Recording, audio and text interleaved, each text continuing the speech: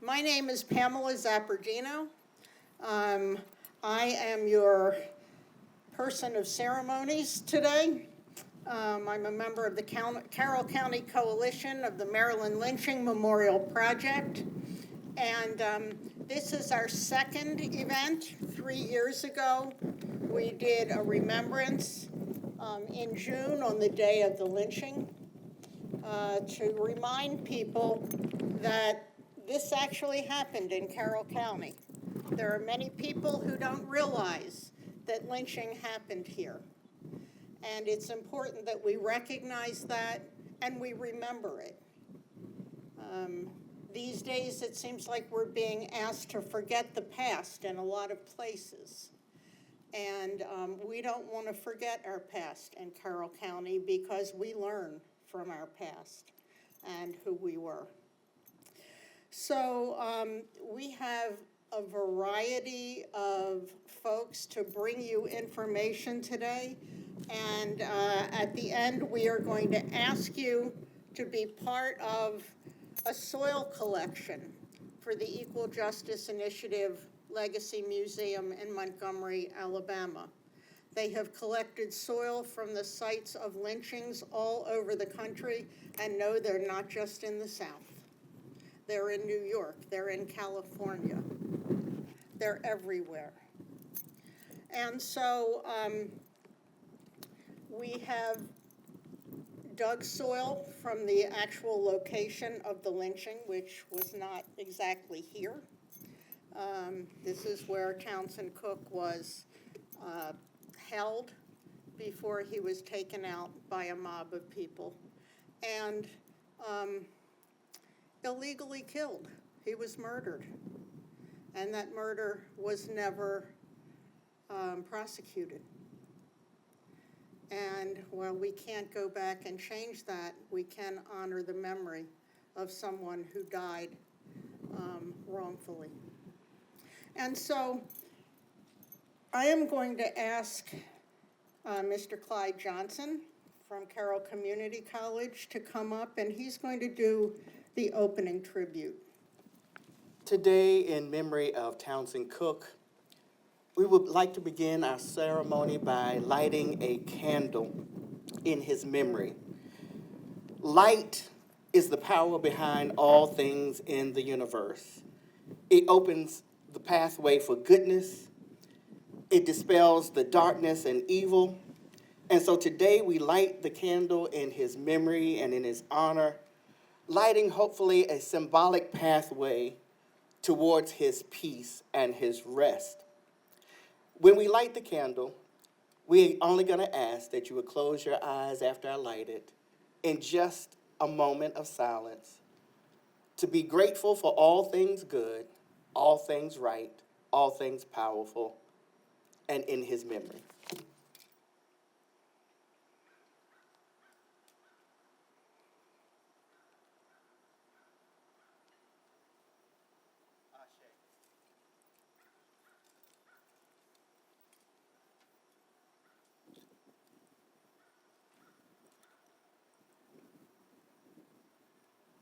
Thank you, everyone, and thank you, Clyde.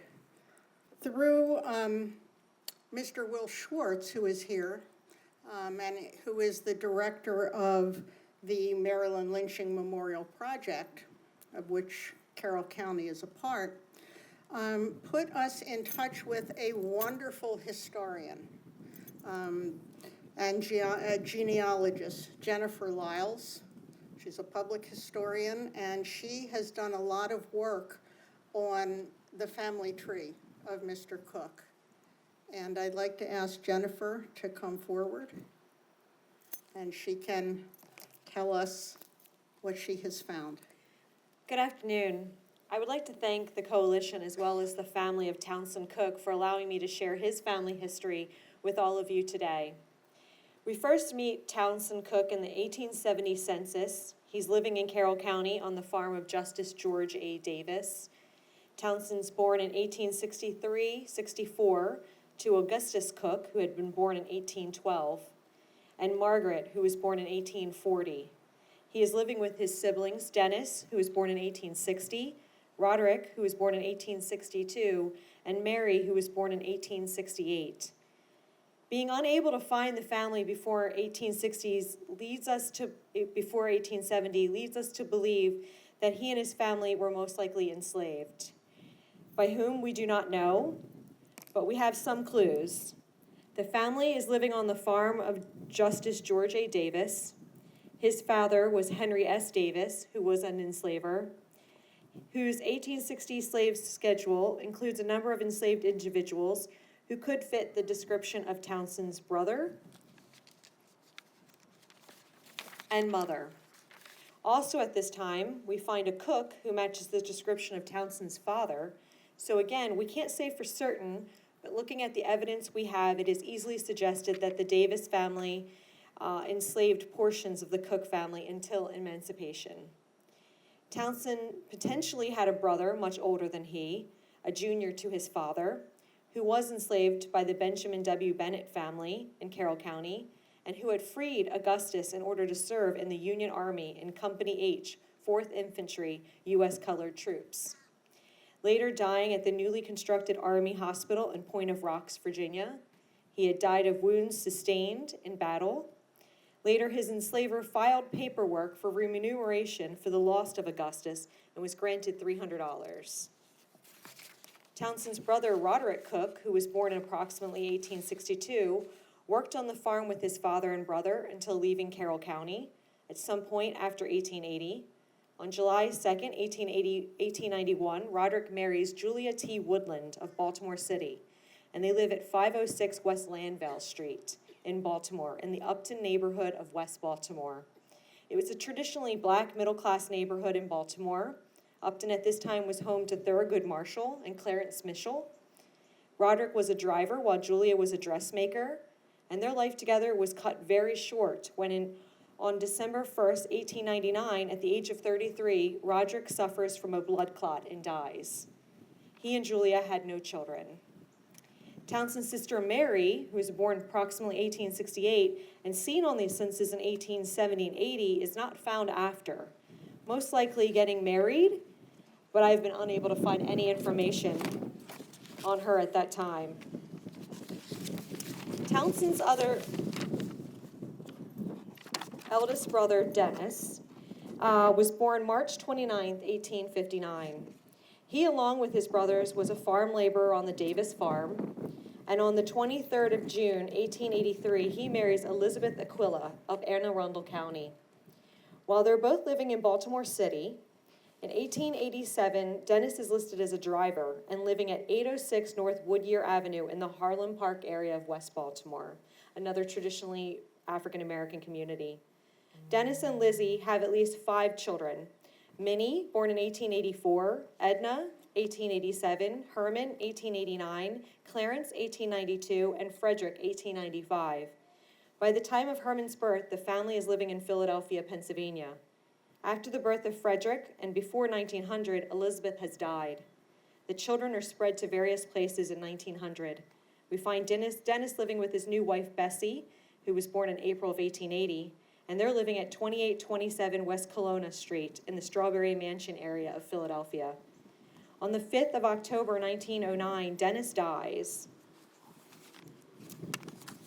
of tuberculosis while living with his wife at 2914 Edgeley Street in the same area of Philadelphia. Dennis's youngest, Frederick, was the only of the children to continue the family line, having had Fred Dallas, born in 1926, Clarence Edward, born in 1926, and Lulu, born in 1930. It is from this family line that we have descendants with us today.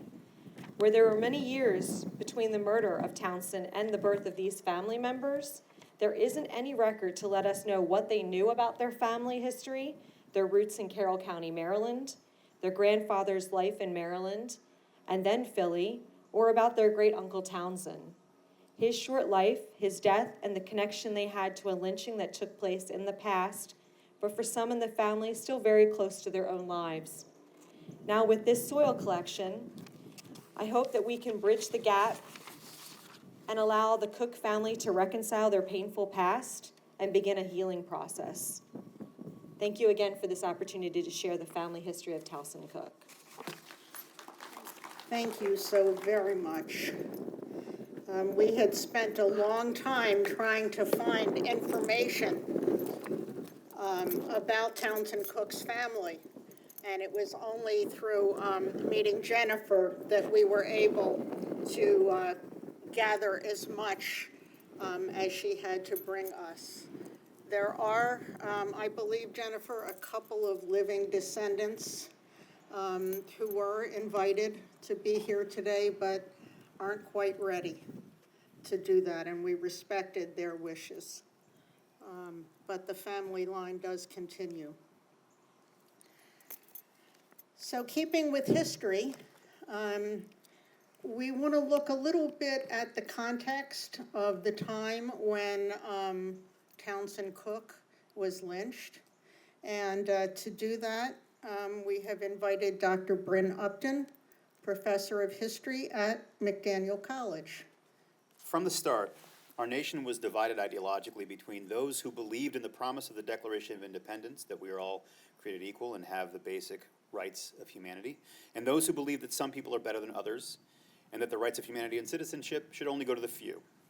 This division manifests in several ways: the enshrining of human enslavement into our Constitution, awarded enhanced voting representation to the white people who lived in the slaveholding states, the fugitive slave laws made those who lived in the free states complicit in the institution of enslavement.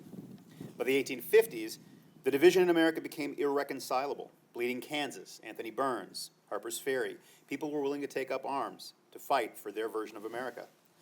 At decade's end, John Brown was hanged for trying to bring about a war to bring about the end of slavery. 2 years later, that war would come and consume our nation. The Civil War was a time of trials that raised the deepest questions of national meaning, spilling blood over the meaning of freedom.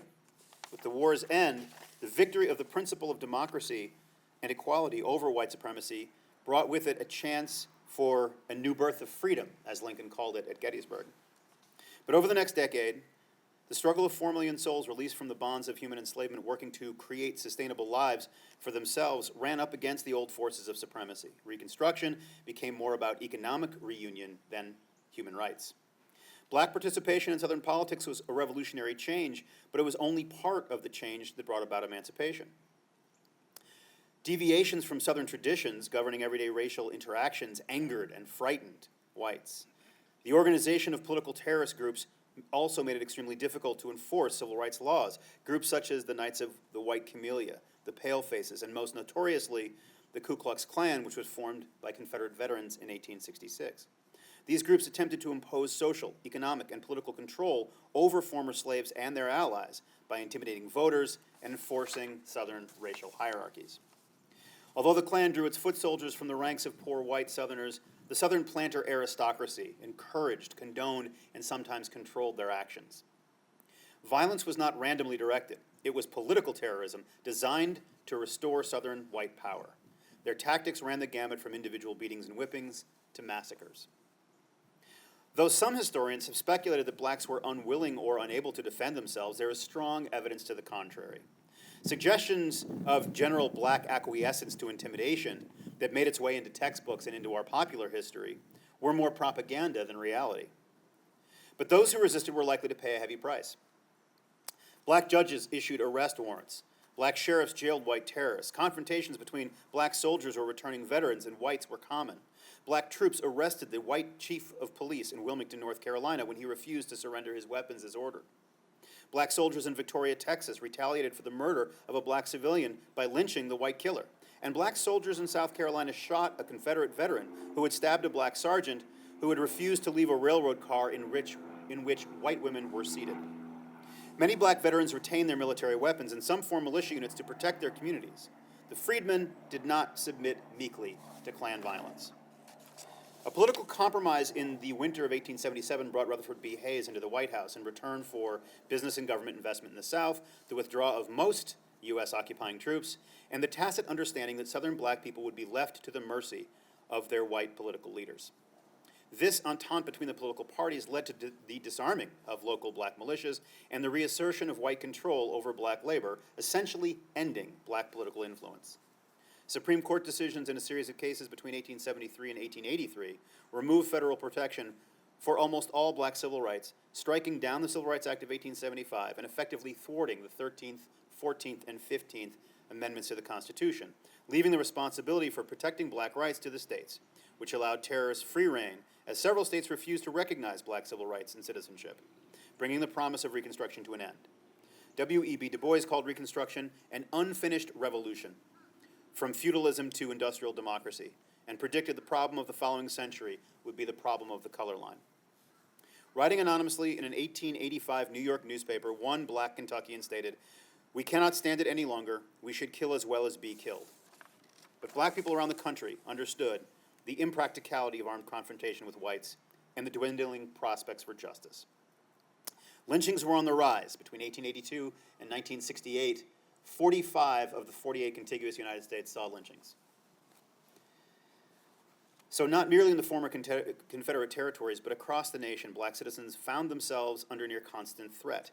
Any perceived violation of social mores, any attempt at economic independence, any assertion of political will could subject any black person to the threat of political and physical violence.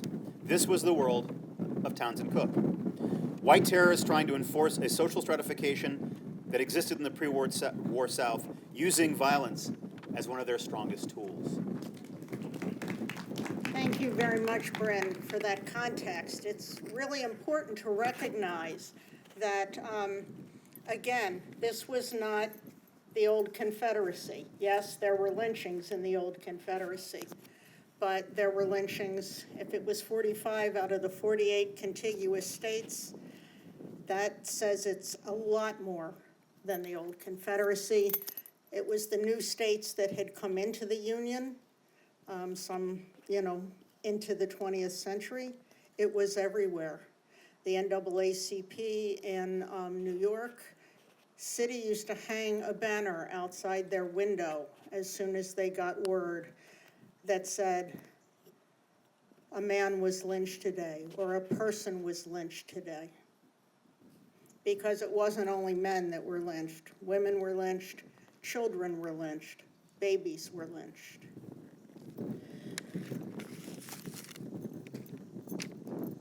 You've heard a lot about the family's history now, and you've heard about the context. We want to talk about Townsend Cook's lynching in a very personal way. And for that, I'm going to ask Ms. Diane Hurd to come forward, and she will give us the story.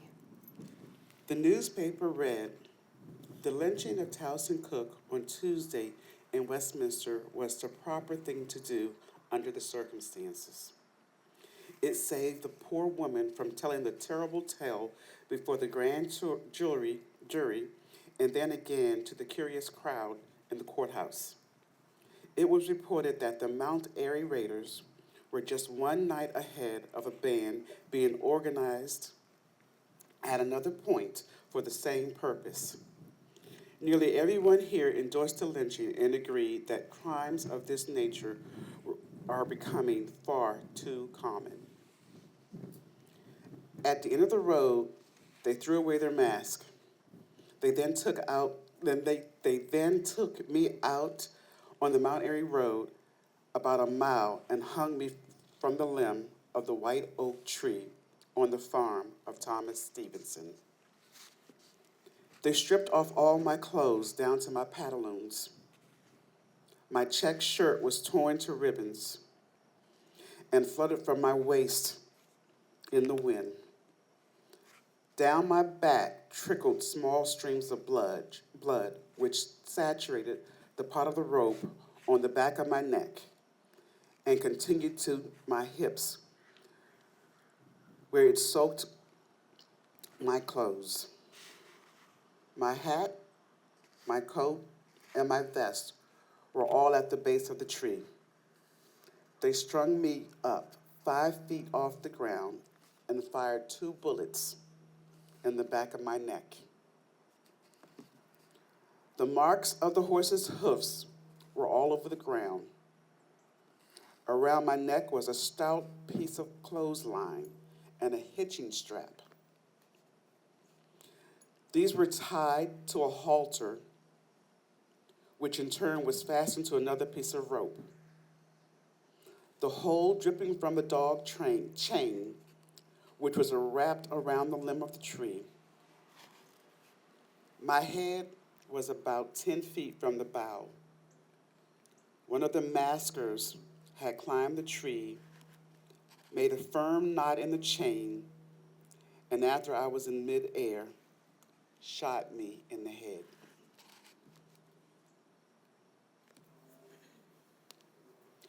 Once I was dead, they wrote a note with lead pencil. This man confessed his crime.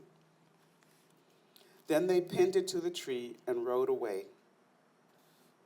The note was written on the back of an old letter, which was printed on the heading of a law office of Milton G. Erna of Frederick, Maryland, ex-congressman of the 6th District. Constable McIntosh came along with a wagon. He got Mr. John Thomas to cut down my body and reserve the chain, rope, and hitching strap. But there was such a demand from the constable for pieces of the rope that he had to cut it in small pieces and distribute it.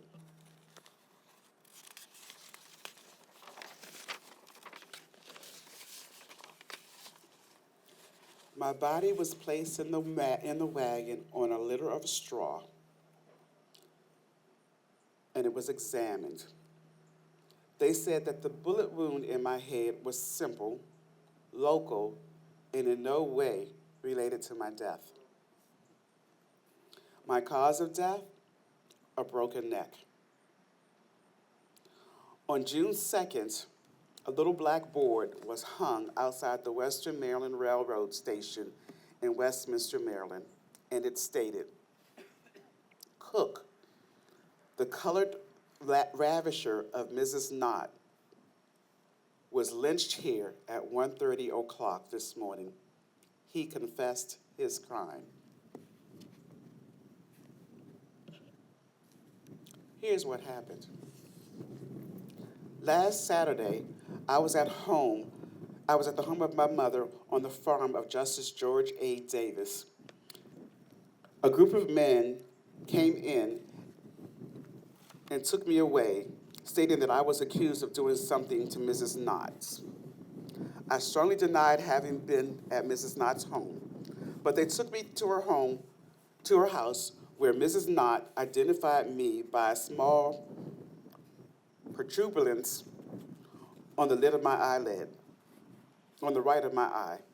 I told them where I was that afternoon, but upon their investigation, it was decided that my story was wholly untrue.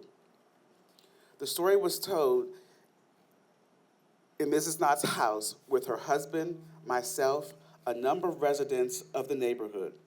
Several people there wanted me lynched on the spot. So what was I accused of? Well, they said that about 4 o'clock that Saturday afternoon, I surprised Mrs. Knott by pushing in her back door from her home and walking in. I asked her for something to eat. She gave me 2 rolls. Then I asked her for a drink, and she gave me a tin cup and told me I could go to the spring. I then supposedly threw the bread and the cup to the ground, and I used the club that I brought with me and brought Miss Knott a blow to her head. She was then knocked to the floor. When she recovered, she realized that she had been outraged. She said, when I got up to go, I said, "Must I kill you?" And she responded, "For Lord's sake, don't kill me." I supposedly then told her that I would kill her if she told on me, and then I asked how to get to the railroad. When the doctor examined Mrs. Knott, he determined that she had received a severe blow to her head, which caused a contusion. which was significant enough to last a few hours. He found the muscles of her neck severely strained from choking and the neck discolored by a man's fingers, and other evidence of a man having accomplished his purpose. That night, I was kept at Mr. Davis's, which was just a few hundred feet from the knots. Sunday morning, around daylight, I was moved to Constable Dietrich's house. He gave me breakfast, and then he transferred me to the jail. That was about 10 o'clock. I heard there were men waiting for me on Westminster Road from 9 o'clock to 5 o'clock that Saturday. No importance was attached to the talk about lynching because it didn't happen on the Mount Airy Road on Saturday, but on Monday afternoon, there was still talk about lynching me. Around 12:30 Tuesday, about 40 or 50 horsemen entered the city on Liberty Street. Some went towards the jail from from Court Street, and the others went towards the jail from Center Street. The jail is a two-story stone building, secure looking, and heavily barred. The residence of the sheriff is directly in front of it. The men came up to the front dwelling, rapped on the door, and asked to get in. Upon the refusal of the sheriff, they stated, "Then we will burn the jail." There then was a whistle, and instantly 10 to 15 men came to the yard. They were ordered to guard the jail. Two of them seized heavy pieces of lumber, which were in front of the yard, and commenced to ram down the dwelling door. In a few minutes, the panels were smashed in, and a crossbar shivered the splinters. As soon as they got in, they pounced on the sheriff and pinned down his arms to the side. The leader asked for the prison key. 15 minutes later, a tall fellow came out with the keys, which he had discovered in the jail. They led the sheriff down the corridor cells and asked where I was. The fellow with the keys suddenly saw me through the iron bars and sent a bullet whizzing into my cell. The ball went wide and embedded itself in the frame of the window. The cell was then unlocked, and a rope was slipped around my neck. I was wearing a striped pair of cotton pants, a checkered shirt, a blue coat, and a vest, and an old slouch hat. My feet were bare, but my shoes were under my cot. I asked, "Can I have time to put my shoe on?" They started to drag me down and shouted. I shouted, "I ain't got my shoes on." The big fella said, "You won't need them where you're going." They forced me down the steps and into the road. They then threw me into a covered wagon drawn by two horses. I was hung on June 2nd, 1885, at 1:30 in the morning. At 1:30 in the morning. I was only 20 years old. My remains are buried in an unmarked grave at the Elms farmhouse. Thank you, Diane. Diane is able to paint a picture of what happened over those several days in June of 1885. This was the jail that you're facing, where Mr. Cook was held. And he was taken from the jail, as you just heard. He was moved from the jail in a wagon south of the city. And that's where the actual murder, lynching took place. We're going to move now. We've been looking at the past, what happened in our county's history.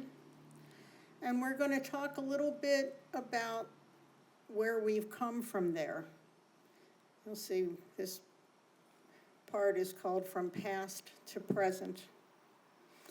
And we have several members of the community to talk about what it was like in Carroll County when they grew up, what it's been like when they moved here, and give us some idea of how things have changed and maybe how things haven't. So first, I would like to ask Ms. Patricia Mack Preston, who's a member of the Carroll County community, to come forward and tell her story. Good afternoon. I'm here to talk about the one small segregated community of Western Chapel here in Carroll County. My great-grandparents, David and Leslie Perry, moved here in the early 1940s. Back then, Western Chapel had its own one-room schoolhouse. And across the road was the Western Chapel Methodist Church. If you go there today, the graveyard is still there. Reverend Lee preached every other Sunday, or when he could get there because of snow, or if we had a big rain, you know, that dirt road got pretty rutted, so he may not have been able to get in. Those families owned their own property, and they all had some kind of farm. Some family names you may recognize who lived on Western Chapel were the Browns, the Perrys, the Wilsons, the Sims, the Thomases, the Squirrels, the Dorseys, and the Jones, to name a few. This was a close-knit community of hard-working people who were limited in the opportunities of advancement due to segregation and discriminatory laws. Dr. Wilkins, a white woman, was the only doctor who would treat black people back then. The only restaurant that allowed blacks to sit down to eat was Twin Kiss. No blacks were allowed in the Carroll Theater, and they had to sit in the balcony at the State Theater. I remember my mom telling me that she was not allowed to try on clothes in the store. She had to buy them and take them home to try them on. Every child on Western Chapel attended the segregated Robert Moton School. And yet, there was always hope for the future and faith in God that equality would be realized. These intelligent and strong-willed laborers, cooks, maids, and stay-at-home moms passed their hopes and dreams on to the next generations. From the next generations in the 60s and through today, Western Chapel, that little small community, has produced people whose professions are school teachers, administrators, college professors, engineers, lawyers, business owners, Carroll County School Board members, a state delegate, a state treasurer, nurses, pastors, and more. And while we're here to honor the memory of Townsend Cook, I'm also here to celebrate the legacy of this small Black community where hope lived and where I have lived for the last 35 years on my family's property. Thank you.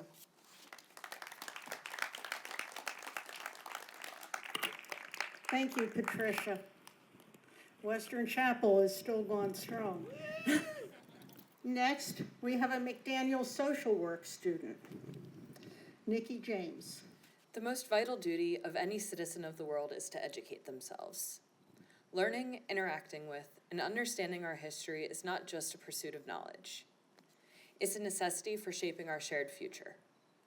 The history of lynching may seem distant, a part of a dark past that we might wish to forget, but its legacy continues to shape the world that we live in today.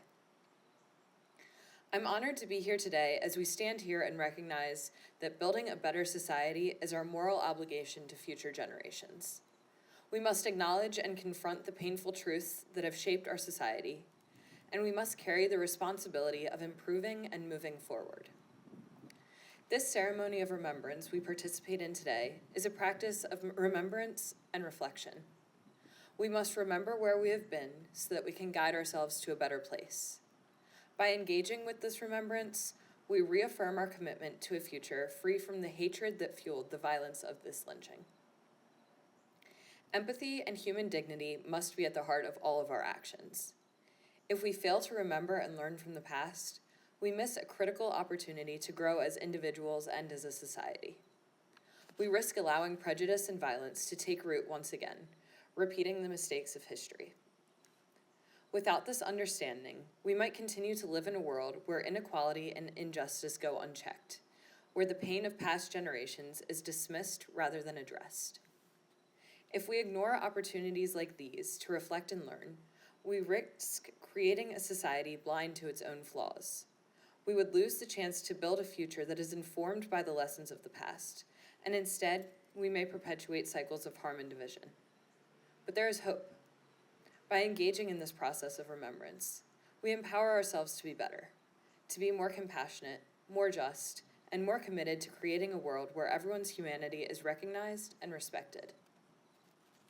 Participating in this ceremony allows me to carry a hope for a better future with us. It reminds us that there are people who will continue to do the work to elevate the forgotten history of victims of lynchings and hate crimes and fight for a better shared future. Thank you.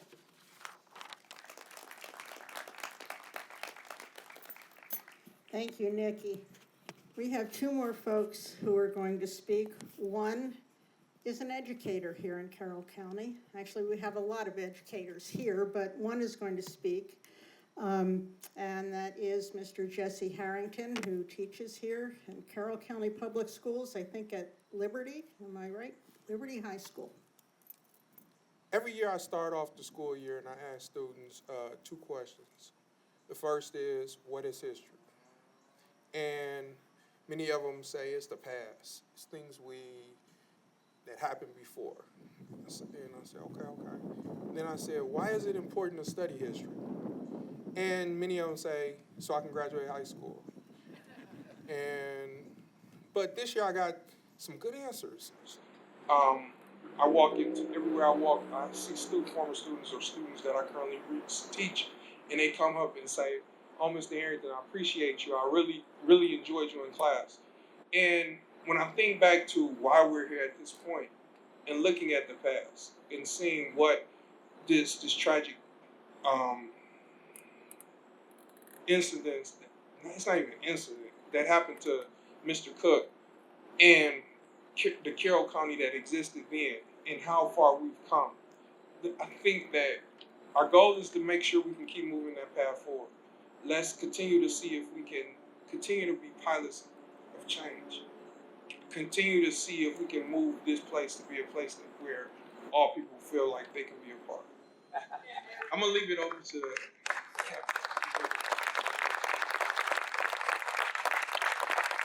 Well said, Jesse. And the fact that it appears that we're having less teachers of color rather than more, I think is an important thing to take away from what Jesse just told us. We're having more students, less teachers that look like them. I'm not sure our next speaker needs any introduction, but I'll give him one anyway. Mr. Kevin Dayhoff is currently on the Common Council for the City of Westminster. And I will stop there because it could take a very long time to say what else he is and has done. So Kevin, you want to come up? Good afternoon. My name is Kevin Dayhoff. I'm a writer, artist, and historian. I've written for the Baltimore Sun for 20 years. I served in the civil rights movement in the South from 1971 to 1973. I would like to share with you some additional context as to why it's important that we now study the horrific murder of an African-American gentleman by the name of Townsend Cook on June 2nd, 1885, 140 years ago. First, a little context that I will bring back into full circle. It is believed that my family, the Wright and the Warfield family, first came to Central Maryland from England in the 1600s. In the 1700s, they migrated to southern Carroll County. My mom, Louise Wright, was the daughter of William Earl Wright. The Wrights were Quakers that taught at the Friends Quaker School in Union Bridge. It is understood that two of my ancestors, Joseph and Isaac Wright, signed the abolitionist anti-slavery accords at the Pipe Creek Meeting House on December the 6th, 1826. My grandfather, William Earl Wright, was born in 1895, 10 years after Mr. Cook was murdered. Mom moved to Westminster in the 1940s. Mom was a single mom, and as a result, I spent a great deal of time at my grandfather's farm in Taylorsville. On a number of occasions, as we traveled south on Route 27 to the family farm, I asked about the quarries just below Spring Mill Station. Mom always shook her head and responded that something terrible had happened there. It was not until several years later after the lynching of Mr. Cook was called to my attention by Reverend Aaron Snell, that I put together that the area alongside the road I had asked about was where Mr. Cook was murdered. All these years, the murder of Mr. Cook remains a burden on our community's soul. It is about time we talked about it. It is a stain on our history, a burden that can only be lifted by being brought out into the open and into the light of day. From 1880 to 1968, approximately 4,742 individuals were lynched in the United States. As many as 44 folks were lynched in Maryland. One of those was killed in Carroll County. Jonathan Pitts, writing for the Baltimore Sun on September 30th, 2018, explained this about the lynchings. The underlying complaints against the victim were often flimsy allegations. Too often, the lynchings had a carnival atmosphere. It was certain that the victim would never enjoy the right to due process, and none of the perpetrators of the crime would be held responsible. Civil rights attorney Sherry Lynn Eiffel, the author of the 2007 book On the Courthouse Lawn, Confronting the Legacy of Lynching in the 21st Century, reports that one misconception around lynchings is that they were mostly the work of marginalized or disaffected, disenfranchised individuals. In fact, widely respected citizens, teachers, ministers, and housewives regularly took part in lynchings. A lynching is not just a murder. It is more than a murder. It is a message crime. It is a message to the African American community about the boundaries of citizenship. This is what you can do, and this is what you can't do. There will be consequences if you cross these lines. There are narrow confines of the ways in which you will be permitted to exercise your citizenship. Nicholas Creary, a history professor at Bowie State University, cautions, people tend to think something as terrible as lynching must have happened long ago and far away, but they took place right here. They took places that we know. They took places at places where we drive past every day, just as Mom and I did. Creary further explains, to understand the problems we're facing today, we need to go back 100 years to see how these attitudes develop and in what ways they're still at work. As an historian and a social and racial justice advocate, I have been made aware of the conflicting emotions over the study of the lynching of Mr. Townsend Cook in Carroll County. However, I believe that it is not up to any one of us to alter history. This is not the Orwellian future where history can just vanish or change. This is an open society where we must respect history. History is good. History is bad. We must learn from history, the good and the bad. We cannot hide from it. We cannot change it. Our future must be better because of it. Studying history sometimes will disturb us. Studying history sometimes upsets us. Studying history will sometimes make us furious. If studying history makes you feel proud and happy, you're probably not studying history. Thank you. God bless. Thank you, Kevin. Another longtime community member, another person who is interested in what we're here talking about today. Now we're going to ask the person who got us started on all of this, history seeking. And that would be the founder and director of the Maryland Lynching Memorial Project, Mr. Will Schwartz. Hey everybody. So I am just so inspired to see all the people that are here for this. I think one thing that the hard brush with death and pandemic taught me was how important it is to share things together, be with people, and on an occasion like this, I think it's particularly important. So also I want to make sure before I forget to thank and congratulate all of the people involved in putting this together. Believe it or not, these things don't happen by themselves. And I want to thank especially Jen Haber and Pam and Roxana and Aaron and everyone who's been involved in this, because this is just, this is important. This is the way social change happens. And here it's happening now in Carroll County, and it's an important development. So we started, the Maryland Lynching Memorial Project started in 2018, and actually we started in Carroll County not too long after that.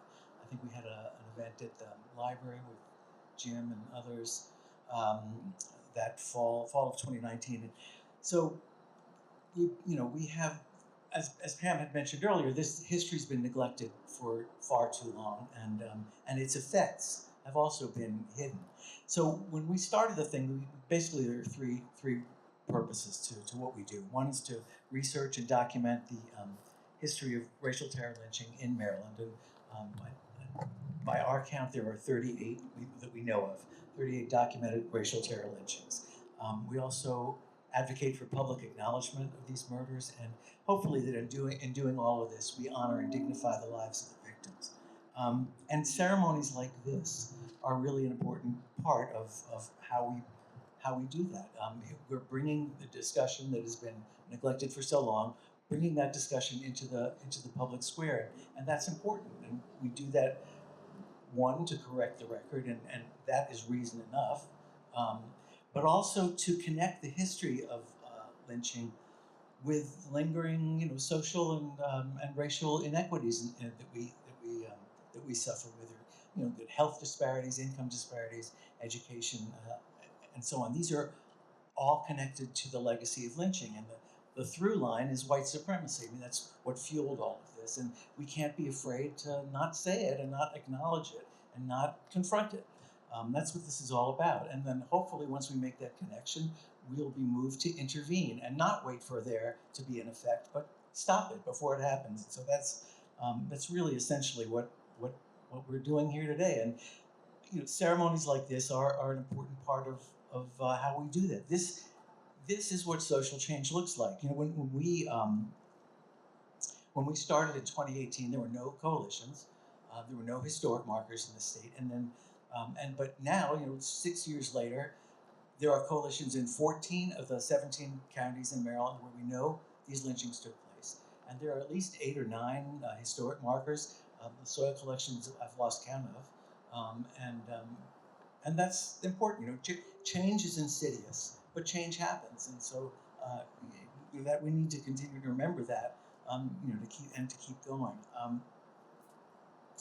I do want to tell you about a couple of things also that are happening that are really important. We have been working with the Lewis Museum in Baltimore, and a couple of years ago we reached an agreement to create a permanent exhibit on the history of lynching in Maryland, and Senator Van Hollen was able to secure federal funds for that, and so that's happening. I mean, that's going to open up in October, we think. So we're pretty proud of that, and I think it's really important. It's going to be an important. First of all, it's going to establish the truth of all of this, irrefutable truth.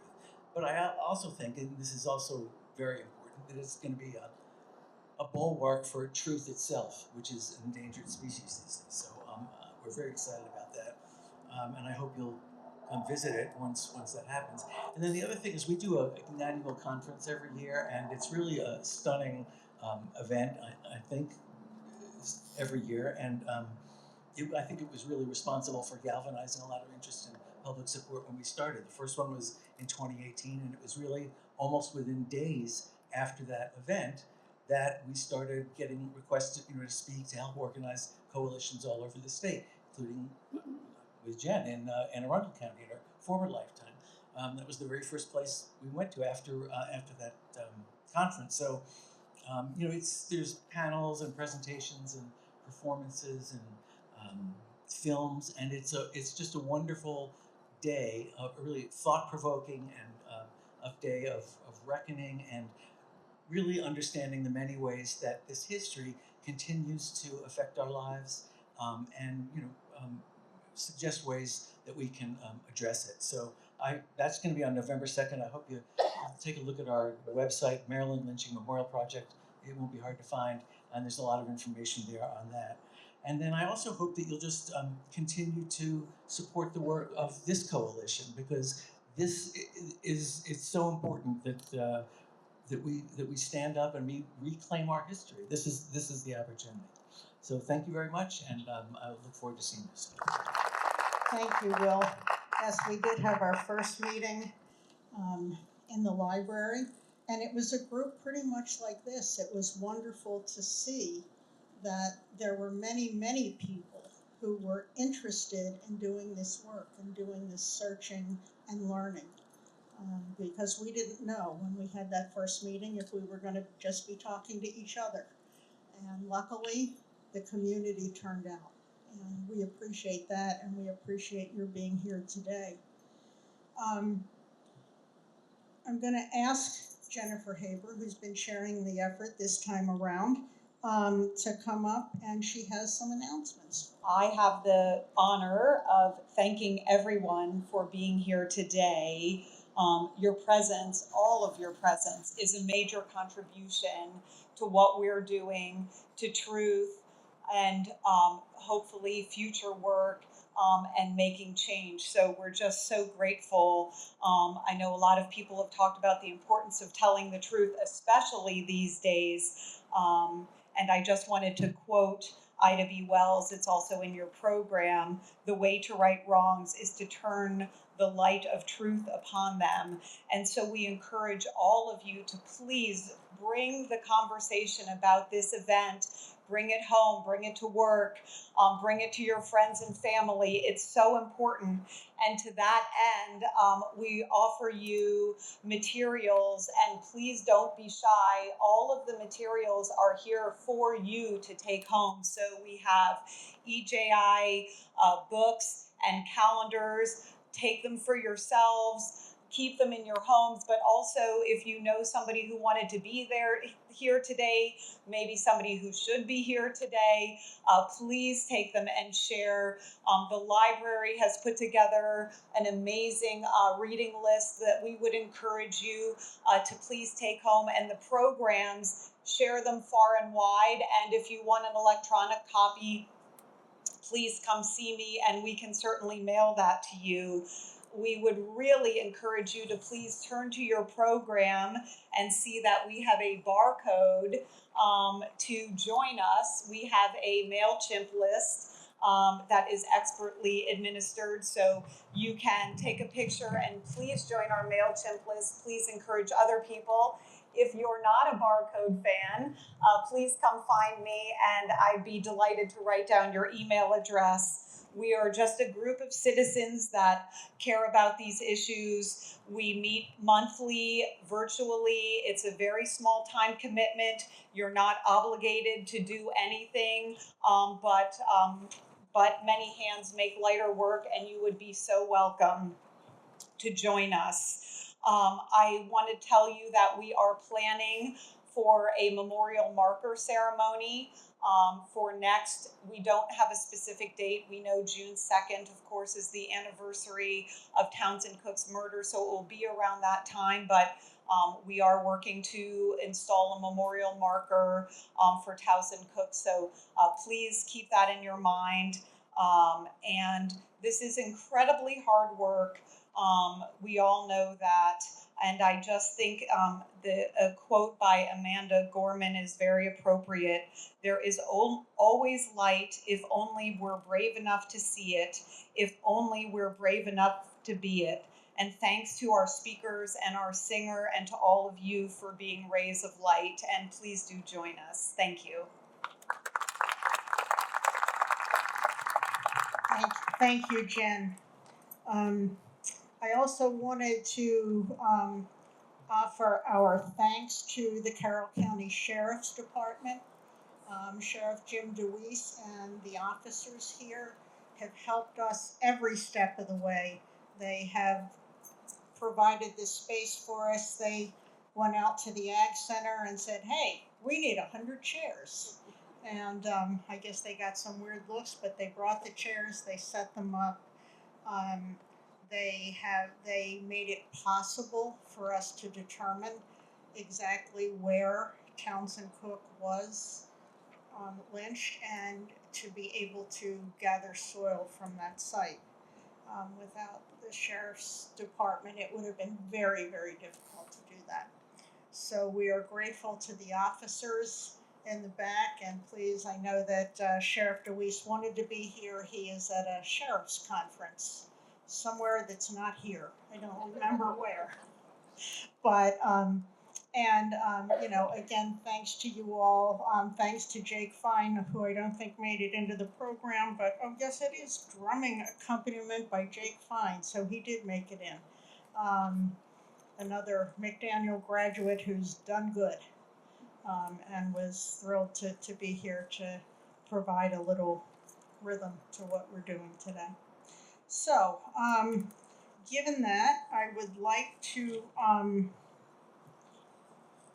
bring up Aaron Snell, who has already been referenced, Reverend Aaron Snell, who's going to explain how we're going to do the soil collection project, but don't all jump up at once, because we have a few more things. I was also told to explain a little bit about the process. So today, as we are remembering Townsend Cook, we are joining with over 700 communities across the nation by collecting soil from the place where a life was taken by the horrible act of racial terror or lynching. The soil from locations of racial terror lynchings serves as a tangible and visible way to remember the lives lost to racial violence and to acknowledge the devastating impact racial terror has on entire communities, not only at the time the atrocities occurred, but in the bodies and souls of people and communities generations later. The long road of reconciliation and healing cannot begin without acknowledging and remembering this painful history. Community remembrances of lynching victims began by the Equal Justice Initiative, EJI, in 2015. However, the Equal Justice Initiative was founded over 25 years earlier in Montgomery, Alabama by Brian Stevenson, who worked tirelessly as a lawyer to expose the racial injustice within the criminal justice system by challenging mass incarceration and inhumane conditions, as well as defending those on death row. EJI makes it clear the connection between systemic racism, including mass incarceration of Black and brown people, and our nation's history of violence, racial violence, and injustice. EJI knew that places of racial terror lynchings were most often unacknowledged and unmarked in communities across the nation. With coalitions in local communities, EJI began research on racial terror lynchings in an effort to memorialize victims and work towards reconciliation in its dedication to the work of truth-telling. What we're doing today is our community's part in this truth-telling. So in addition to working with EJI and the Marin Lynching Memorial Project to research what we could about Townsend Cook's family, his details surrounding his violent death, and Carroll County Coalition also had the task of determining the location in which the place of his lynching occurred. And I will ask Kevin Dayhoff to come forward and give us a little bit more information about that. According to the newspaper accounts, the lynching took place 2.5 miles below Westminster. It took place 1/2 mile below the Spring Mill Station. It took place in 1885. The road that we now know as Taylorsville Road didn't follow the course that it follows today. It took a 90-degree turn and went up towards Western Chapel, and that's where it is, near one of the quarries. Because when we would drive by the quarries, Mom and I and my grandfather, I would always ask about the quarries, and I was asked by my grandfather to not ask about the quarries because that's where something horrible had happened many years ago. That's where it is that we determined. I think we determined almost exactly where it is that Townsend Cook was murdered, and it was an honor and a privilege for several of us to get together and get some of that soil where Townsend Cook had been killed. So after we remember our connection to the soil of the earth, to our common humanity, and to Townsend Cook's life and death within our community, after he is remembered here today, 1 jar of soil will go to EJI in Montgomery, Alabama, where the jar will join hundreds of other memorial jars in a museum where people from all over can bear witness and read his name. And just a short drive away, people can also read his name amongst the names of 4,000 victims of racial terror lynchings at the EJI National Memorial for Peace and Justice. A second jar will go to the Reginald F. Lewis Museum in Baltimore to become part of the exhibit that Will Schwartz has told us about just a little earlier. And then finally, 1 jar will remain in Carroll County in our community to help remember, educate, and recommit ourselves towards ongoing truth-telling, which is imperative for the work of racial justice and reconciliation. So in a little while, after a libation, you will be invited to come forward. We'll invite you on either side of the table. You can start on this side or on the other side. And you're invited to participate by putting a scoop of soil into a jar. And then after you do so, you will receive a calendar and you'll receive a little heart paper with seeds of the forget-me-not flowers that you can plant at home to remember Townsend Cook. Thank you, Erin. I know we've been sitting a long while, so in a few minutes you're going to get up. We are going to move on and ask Roxana Harlow to come forward and do a libation, and you can explain. Hello, everyone.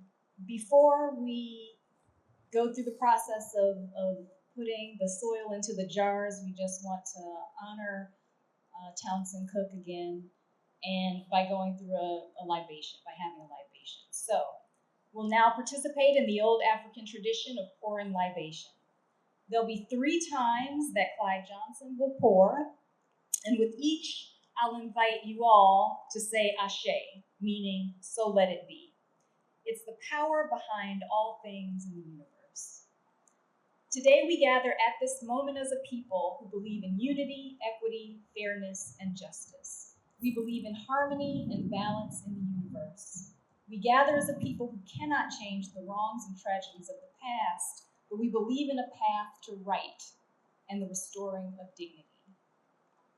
We gather as one today, pushing past our differences, our genders, our races, our economics, our educations, and all the labels used to separate, cast down, and destroy. We gather at a moment convinced that we have a common humanity that bridges many divides.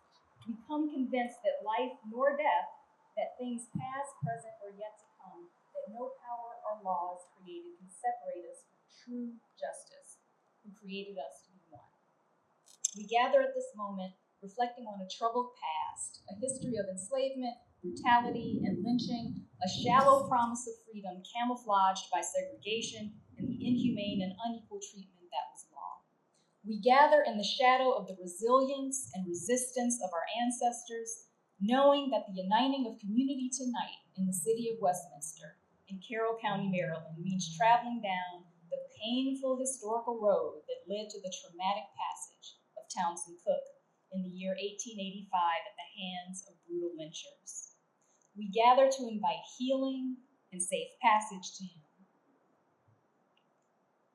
We offer libation poured this day upon the earth for this ancestor who left us at the prime of his life at the age of 21, having not fulfilled his potential, but that his death invites unification today among all of us. We pour this to nourish this ground, that a seed of hope rises in healing power between people of the African diaspora and the descendants of Europeans and those who took the life of Townsend Cook. We pour and say together, Ashe. We pour the second offering in gratitude for all ancestors who survived the Middle Passage, stayed faithful to the ethics of love, although enslaved, yet managed to maintain their dignity in the face of physical and psychic violence and forged the building of the mighty nation. We ask the ancestors to gather their spirits around Townsend Cook this day and call him into our remembrance. Having not known him, yet we are connected as each of us is intertwined with humanity. We pour, and together we say, Ashe. We pour the balance of this gourd upon the earth in ritual libation for unity, for peace, for understanding, for healing, for the end of racism, the end of brutality, the end of violence, the end of poverty, the end of misogyny, the end of all forms of prejudice, bias, hate, and unjust laws in the name of justice for all. And together we say, Ashe. And this was written by Mr. Clyde Johnson.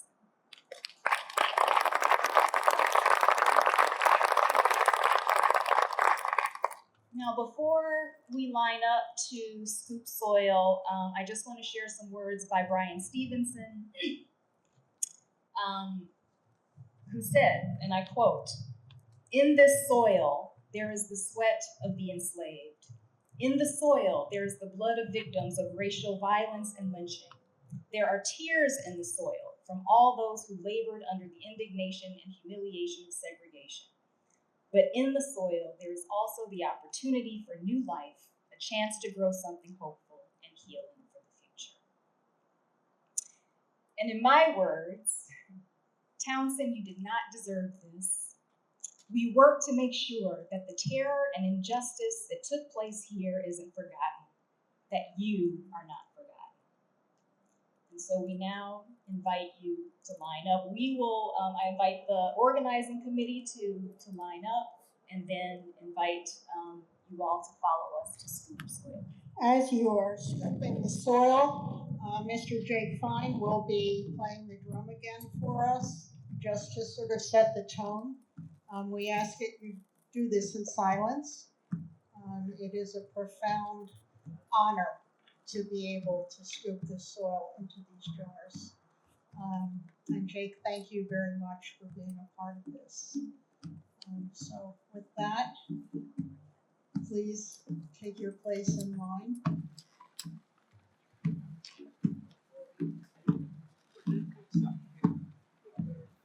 Hi, I'm Roxana Harlow, and I'm a member of the Carroll County Coalition of the Maryland Lynching Memorial Project. My name is Jennifer Haber, and I am a member of the Carroll County Lynching Memorial Coalition. My name is Dr. Pamela Zappardino. I'm a member of the Carroll County Coalition of the Maryland Lynching Memorial Project. We came here today to honor and memorialize Townsend Cook, who was lynched here not too far from this site in 1885. We're a group of citizens that come together to promote education and racial justice. And today is about maintaining the search for truth, maintaining the search for justice. We have soil collections and other ceremonies where we are shining a light on what happened, the brutal history of this country. And so this is just our part in the broader nationwide project